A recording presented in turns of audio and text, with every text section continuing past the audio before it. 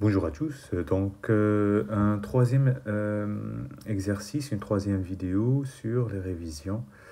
Donc, cette fois, ça concerne généralité sur les fonctions, images, antécédents, équations, inéquations, tableau de signes à la fin, on va voir. Donc, tout ça à partir de graphiques. Donc, ici, vous voyez, donc on considère deux fonctions représentées par deux courbes. Donc, c'est la première ici que vous voyez.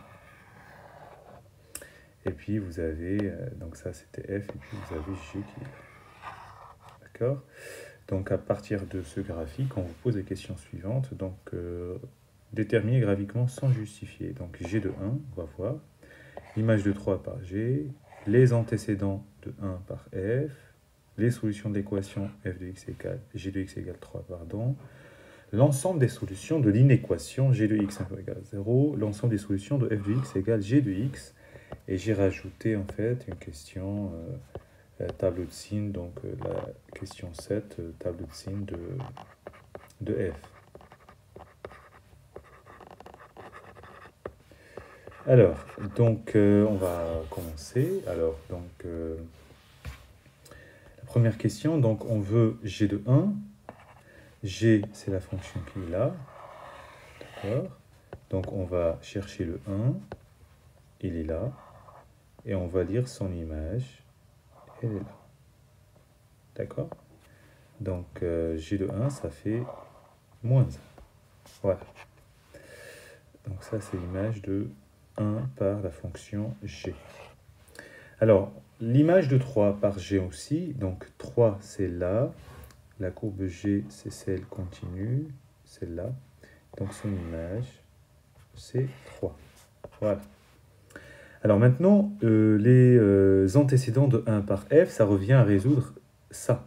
Hein, f de x égale 1. Quand est-ce que f de x égale 1? Donc on va tracer la droite horizontale qui passe par 1, celle-là. D'accord? Et donc on va essayer d'effacer le reste, ce qu'on a fait, pour ne pas tout mélanger. Donc voilà. Donc résoudre f de x égale 1. Donc regardez là où ça coupe f, la courbe de f, donc c'est là. Donc je vous rappelle que f c'est la courbe en trait, petit trait, en pointillé. Donc il y a la première solution c'est 1. Et la deuxième, alors, la deuxième solution est là, c'est en moins 3. Donc S, c'est l'ensemble qui contient moins 3 et 1. Ok. Alors, donc maintenant, on veut G de x égale 3, donc la question 4. Donc on a fait ça, on a fait ça, on a fait ça. On fait maintenant 4.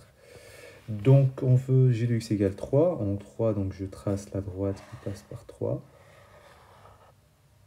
Voilà. Ok, je regarde où ça coupe la courbe de G cette fois. G, c'est celle en trait continu.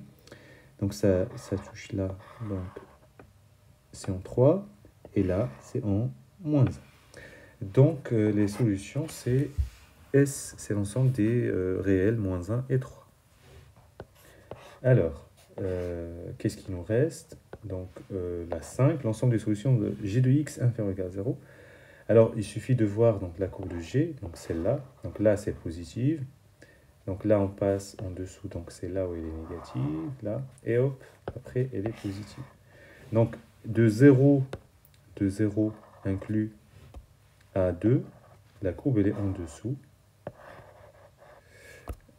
Hein, donc, elle est là. Et donc, l'ensemble des solutions, donc c'est l'intervalle 0,2 inclus, parce que on veut 1 fois égal à 0.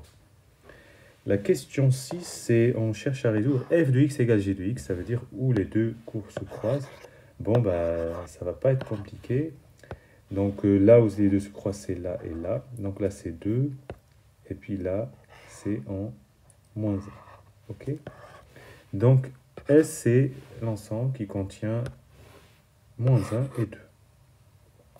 Et puis le tableau de signes de f. Bah, f, c'est la fonction qui est en pointillé. Donc si vous voulez, donc,